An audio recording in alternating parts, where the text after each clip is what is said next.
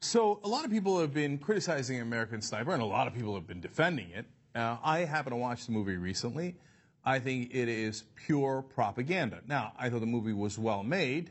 Clint Eastwood is a great movie director, but it is nothing but propaganda.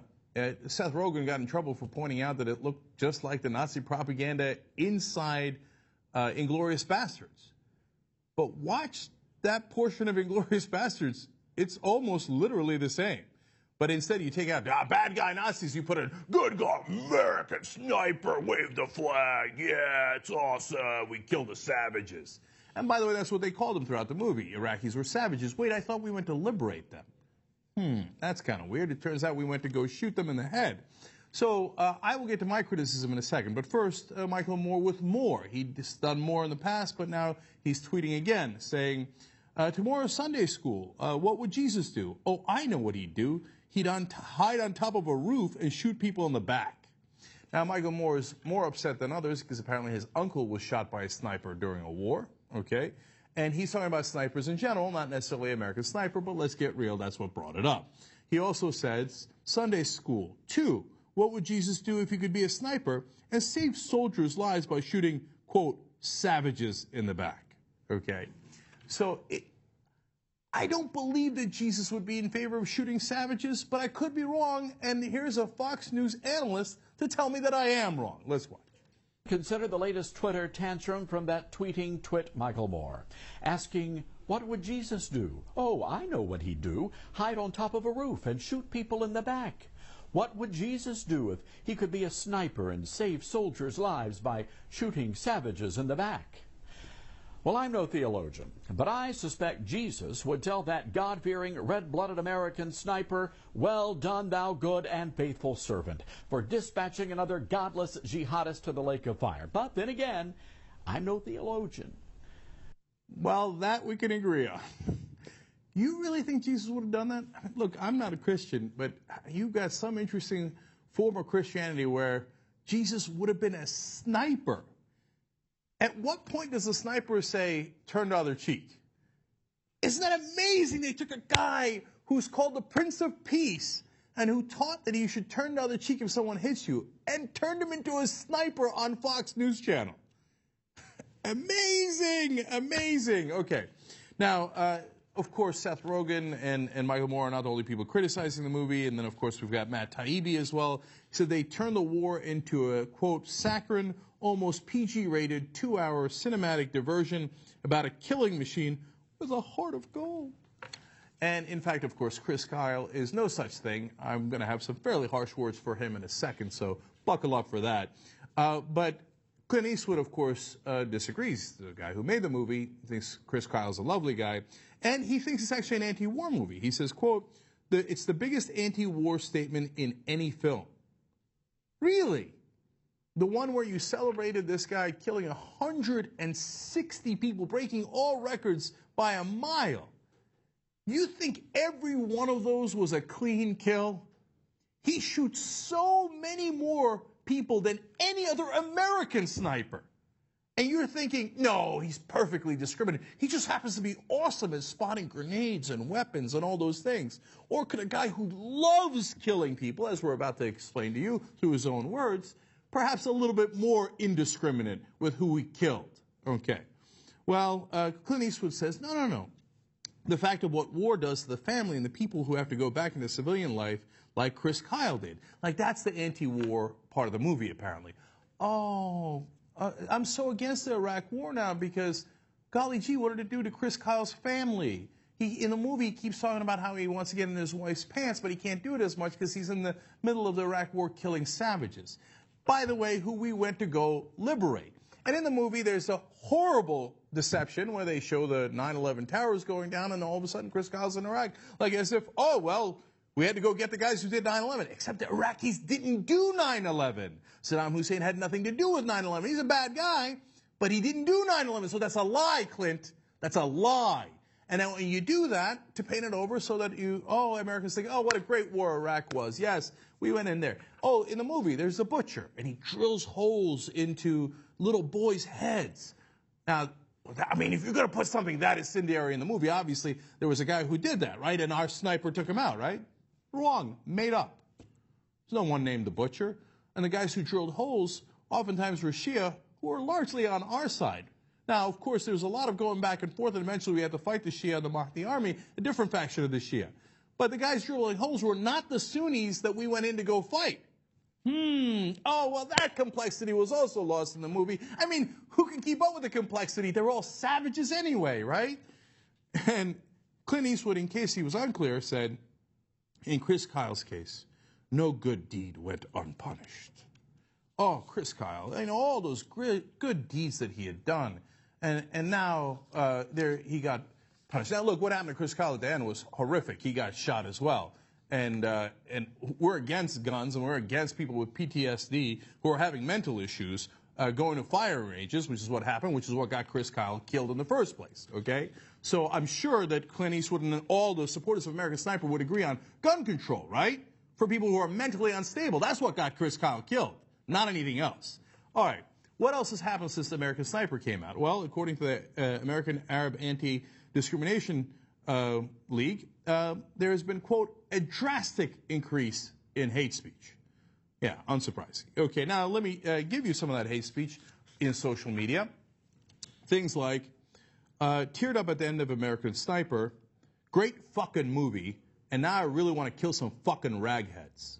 Okay. Oh, how patriotic.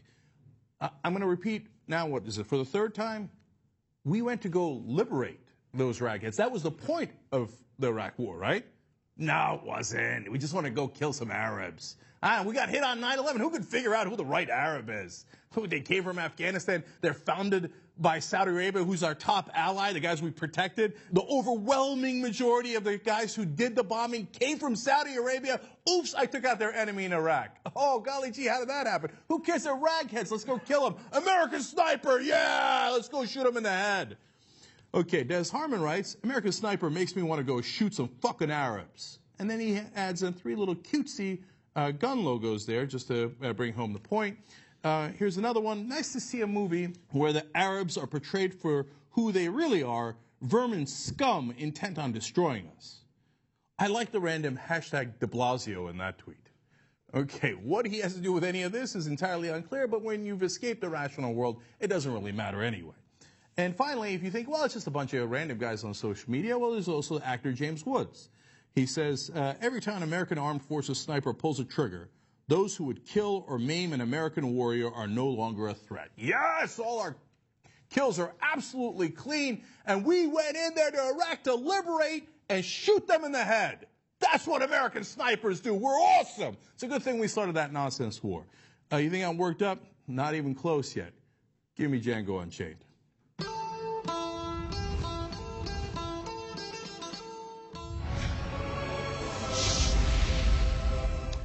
Well, Chris Kyle, I'm told, is an American hero over and over again, especially in this piece of shit propaganda movie that Clint Eastwood made.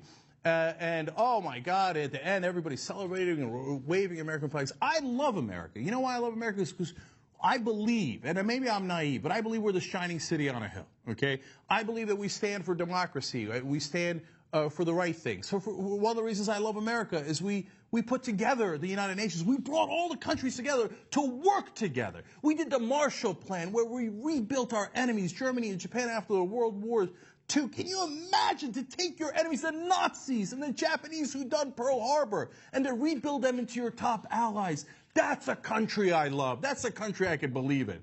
Now, what have we turned it into? This ugly, ugly, hideous jingoism where, oh, yeah, we're going to liberate Iraqis, and then we shoot them in the head and we celebrate, yeah, America, America, America. Hundreds of thousands of Iraqi civilians died. Civilians. They didn't do 9/11. We sent in guys like Chris Kyle. Now, look, he's dead, and I feel terrible that he's dead and the circumstances under which he died. But I don't feel terrible at all criticizing what he has done. I do not believe for 1 second that all 160 of those kills were clean kills, and that he was so discriminate. Well, once he was asked, hey, you know, people are worried you might be shooting anyone with a Quran, which would be anyone in Iraq, right? He said he doesn't shoot people with Qurans, But he said in his book, I'd like to, but I don't. Do I really believe you when you say you don't? Because you just told me you'd like to shoot everybody with a Quran. It's a good thing we sent you in to liberate those people.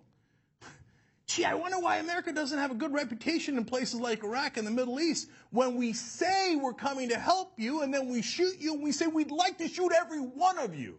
Okay, more quotes from the hero, the patriot, Chris Kyle. He says, I loved what I did. I still do. If circumstances were different, if my family didn't need me, I'd be back in a heartbeat. I'm not lying or exaggerating to say it was fun.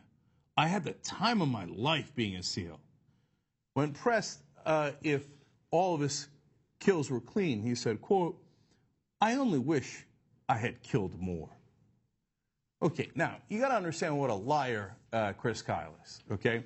First of all, I don't believe they were all clean. Second of all, I don't believe they all existed. He says, 160 were confirmed in that ballpark, but in reality, I killed 250 because I'm such a superhero, I'm such a great guy.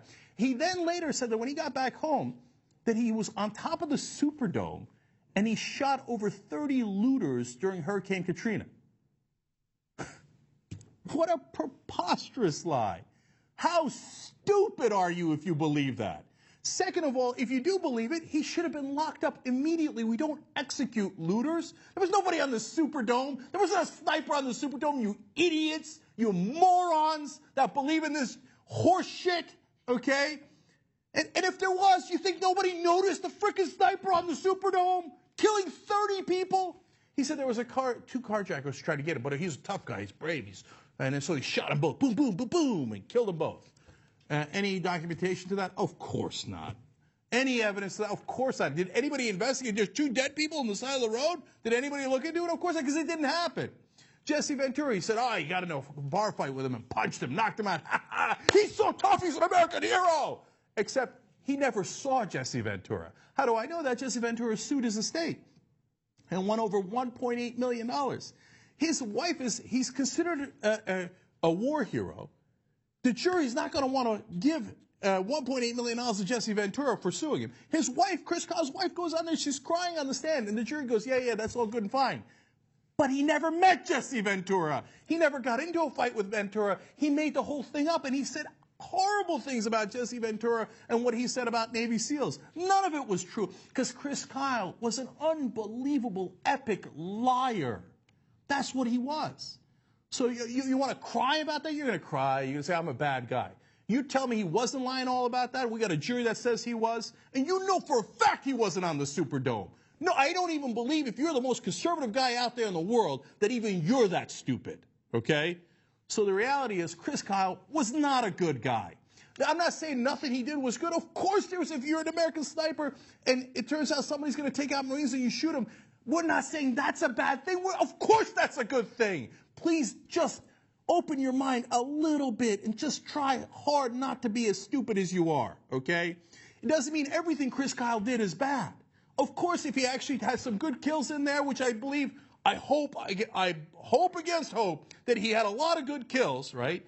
And he's protecting Marines. Yes, that we're in favor of. There was a lot of good American snipers in that war who were judicious and who were worried about the use of lethal force, and who were concerned about it, and who didn't say that it was fun, who didn't say that they had a grand old time killing people, who said that they did it because they had to do it. They didn't choose the war. They were put in that war, and then they had to protect the people that they went to war with. We understand that part. But when a guy relishes in those deaths, and he goes out of his way to make up facts about that, he is not an American hero. He's not an American patriot, and he's certainly no one we should celebrate. This film was horrible.